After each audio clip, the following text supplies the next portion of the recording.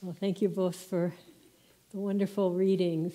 The subject this morning, the infinite Christ, the reading that Kalyani read with so much flair, it's a very endearing reading to me, picturing Yogananda surrounded by his disciples and them trying to get who he was and him knowing that it's way too much for them to get, and just the sweetness, the humor, the naturalness of just what it is to live with someone who is connected, who is the infinite Christ. And the Whispers reading introducing this so beautifully to just say, this path is really not about Yogananda is the one Christ, but rather this Christ is permeating everything. It's not only permeating every religion, it's permeating every star and every tree and every planet. I was recently reading a little bit of something called the New Cosmology, which is looking at some of the kind of overwhelming facts that you find in science and putting a beautiful interpretation on them. And one of these facts, I was so touched by it. It talked about how the sun is about 1 million times bigger than the Earth, and every second the sun is burning up 4 tons of itself to provide this light that just goes out into the universe. So it's sort of giving of itself to provide light, and that light is being received on the Earth by all of us. It's that light that vitalizes our whole lives. And it's being received by the plants on the earth and in the oceans and turned into substance. I don't know if you know that a tree is 95% made from sunlight and oxygen and only 5% from the soil. But it's just being turned into food by plants. It's being turned into housing and clothing in a totally selfless way. So it's a sort of a flow of generosity. The sun extraordinarily generously giving 4 tons of itself per second to provide this light, the plants receiving it and generously giving of themselves to provide life on this planet. And then there's a sort of a little bit of break in the generous cycle there, because then the people come in. And on the first levels of our process of incarnation, when we're not so aware, the tendency is more to think not of giving but of taking. And we go through that, according to the Indian teachings, life after life, learning each lifetime what really makes us happy, until over the process of many, many, countless incarnations, a human being reaches its perfect fulfillment. It becomes who we are really meant to be, and that is the Master, the Christ, the infinite Christ. That is our destiny. And at that point, the human being fulfills the cycle of generosity as they, and we eventually give totally a complete and perfect channel for God. So in this reading today, there were many aspects. The reading was essentially emphasizing the universality of the process. But what I'd like to emphasize this morning is that one part of the process where Debbie is trying to grasp what Yogananda is saying and fighting him all the way. And Yogananda, and he says, "Sir, you're God." And Yogananda says, Why me? You too are God. You are equally God. And this is what the Masters incarnate to teach us, that we are God. We have that all the time, and we have to develop that. Years ago, I had met a friend of Swami Kriyananda's from Italy, and I said to Swami afterwards, what a beautiful soul he is. And Swami never really lets anything go by that's not right. And he said, you mean he has a pleasing personality? Well, actually, it wasn't what I meant. I actually thought I was tuning into his soul, and I thought that's what I was saying. But on reflection, I realized that I had no clue what his soul was. And that's what Swami was trying to say to me. You're not experiencing his soul. The soul, and this is where it links up with you are God. In the Bhagavad Gita, it says that the soul is not hurt by weapons, not burned by fire, not dried by wind, completely eternal, impermeable, perfect in every way. It says we look at the soul in amazement. And that is who we are. That is who we really are. And that's what the masters are telling us to live in. That's your destiny. That's the reason they're saying, this is the reason I incarnated. I want you to discover that your soul is God. Your soul is made of God. As Yogananda gave the example of the empty bottle put in the ocean. And the empty bottle without a cork on it fills with ocean water, right? Well, that ocean is God. What's filling you is that same presence of God, no different whatsoever. And so now our destiny is not to become something fabulous, but just to forget that we're limited and remember who we really are, who we've always been. And that is what they came to teach us. Yogananda described it in an interesting way. He said, imagine there were two people who were sleeping and they were both having a dream. And in their dream, both of them were quite ill and they were hospitalized. And then in the dream, one of them got well and became very happy because he was no longer sick. The other one did not get well and felt pretty bad because he was quite ill. Then both of them woke up and they realized that they hadn't been well, they hadn't been ill, they hadn't been cured, nothing had happened. They were the same. And that is, he said, what your life is. You think you're a male or a female or a young person, an old person, this problem, that problem. We'll wake from this dream, the Anandi incarnation, the Anandi role I have to play in this life, or the Chaitanya role, whatever it is, we wake from it and we find, oh, I'm a child of God. That's what I've always been. And that's just playing a role here. Excuse me just a moment.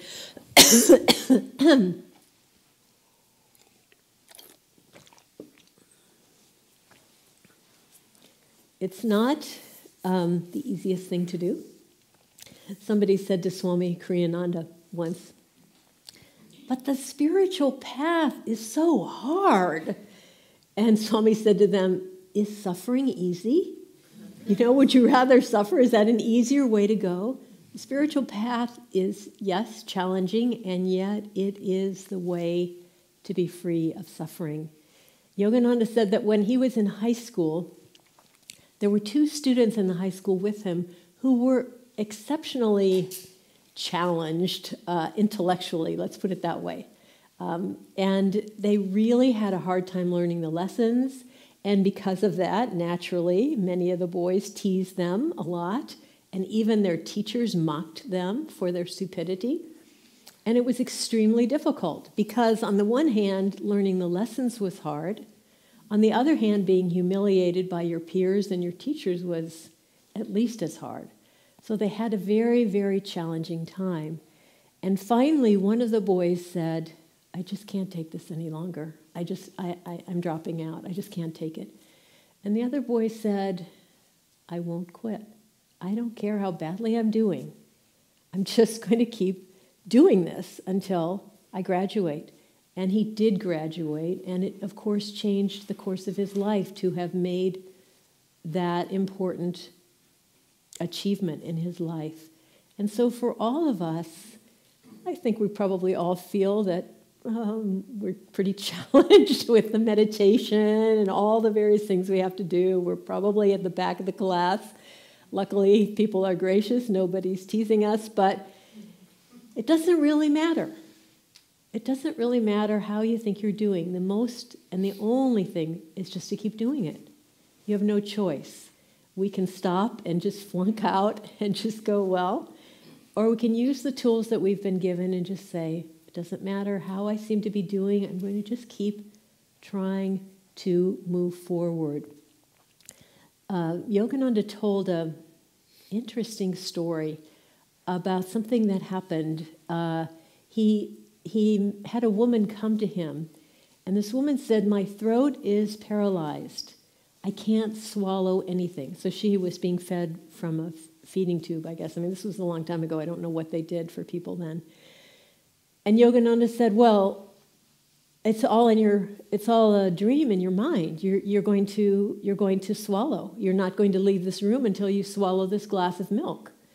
And the woman just laughed. She said, I'm sorry, it's hopeless. I can't swallow anything. And Yogananda said, you will swallow this. And the woman, she took the milk, and of course her throat was paralyzed, and she couldn't swallow it, and she spit it out. And Yogananda said, I mean it. You're not leaving this room until you drink this milk. And he said her thought was completely convinced that she had a paralyzed throat. He said, but my thought was stronger. And he just held her with his thought. And he held her and he held her until she was able to swallow the milk, and she overcame that thought of paralysis. Now, I don't know about you, but probably many of us, I certainly thought, yeah, but if I could have him standing there, holding me with my delusions and saying, those delusions are bogus. You know, you're not going to leave this room until you can meditate perfectly and you can be perfectly kind and joyful and even-minded and cheerful at all times. But he's there for us all the time. And he said, I go through your souls every night. And he said, some people will let me change them, and some people won't. He's available to us, and it's really up to us to let him change us. Sister Gyanamata, as you probably know, Yogananda's most advanced woman disciple, she left this world a free soul, said, I look at my life, I look back on my life, and she said, I think about the work I did and how much better I could have done that work. And I think about the meditation I had, and I think how much more better I could have meditated, how much more devotion I could have given. And she said, if only I had prayed, change me, and really trying to receive this power that is flowing into us. It's so easy to become hypnotized by, oh, this is who I am, and this doesn't work right, and this is a huge obstacle in my life, and I can't overcome it, and physical illness, and all the various things that we have been given, which are real. I wanted to just share something this morning that was actually new to me, and it is there's another book in this series out. This new book is in the Wisdom series of Yogananda, is called How to Awaken Your True Potential, and it will be appearing soon in your local bookstore. But this is a parable from the New Testament. And in the parable, there is a man who owns a field, and he and his workmen are planting wheat in the field. And they plant a beautiful, beautiful wheat. But when they go to sleep at night, their enemy comes into the field and plants weeds. And so when things start to come up, as the rains come and the sun comes and everything starts to come up, they notice that amidst the wheat is all these weeds. And they come back to the landowner and they say, what should we do? These weeds are happening. And he said, oh, they must have been planted by our enemy. And they said, well, do you want us to pull the weeds? And he said, no, don't pull the weeds. Because if you pull the weeds now, you'll disturb the growing wheat. Wait until the wheat is fully grown, then we'll pull the weeds and we'll burn them up. Well, Master gives a really beautiful interpretation of this passage. He said that the man who's meditating deeply is planting seeds of self-realization, of divine consciousness. But in his subconscious mind, there are leftover seeds of weeds of doubt, self-doubt, hopelessness. Can I ever get anywhere spiritually? Fear, all these negative qualities are the weeds that have been sowed in his subconscious mind. And he said, what the reading is saying is, should I work on those bad qualities that I have? And the reading is saying no. Because if you focus on working on those bad qualities, you will be wasting time that you could be putting into developing the power of light within you, the power of realization within you. He said, work hardest on your realization. And as you become realized, you'll be able to burn up those seeds of past bad habits. A friend of ours in India, Nayaswami Devarshi, said something very interesting recently. He was talking about Kriya Yoga, which, as most of you or all of you know, is the practice to which we're devoted. And he said that in his life he was facing, years ago, he said, I was facing a spiritual test. And year after year, I was working on it, and I felt despair. I don't think I can ever overcome this. And he said, then one year I decided I would put my full energy, my real attention into perfecting my Kriya Yoga. I would review the technique, I would study it deeply again, and he's already studied it deeply at that point. I'll study it again, I'll work in a much more focused way on my technique, on practicing my technique with devotion, and that will be my focus for the year. And he said he was amazed at the end of the year how much transformation had happened on that on that obstacle that he had not been able to get at more. So the focus of to just say, where is the perfection? Where is the goodness within me? And how can I focus on that? Recently, I don't know if you get Jyotish and Devi have a newsletter that they put out, an e-newsletter called A Touch of Light, and I'd recommend signing up for it if you don't already get it. And Jyotish sent out one about the power of visualization. And I want to read what he said. This is back to what I said about, we would like to have Master just holding us and just saying, I'm going to overcome your delusions here. But here's what he said about that very thing. He said, Yogananda said, when one visualizes a spiritual man and deeply meditates on his mentality and character, one can attract and imitate his spiritual magnetism for the purpose of exchanging moral, mental, aesthetic, or spiritual magnetism. Personal contact is not always necessary. So really, coming to the end of this saga, we think many different things are going on in this world. We're tested in this way and that way. The real test is how deeply can we unite our consciousness with the very real and living consciousness of the Master that is inside of us already. We don't have to put it there, we just have to find it. We have to look for it with relaxation, with joy, with love, with knowing that it's there. You couldn't exist if the presence of God wasn't within you. So it's got to be there. And we just need to look for that, and we can look for it through the vibration of Yogananda, because he's here to help us attune to that. So to hold on to that image, to focus on his life, to attune to his life, and to make your consciousness unite with that consciousness of the divine. Let's, once again, as we start another year, really remember we have a choice. We can think about limitation, which gets us nowhere.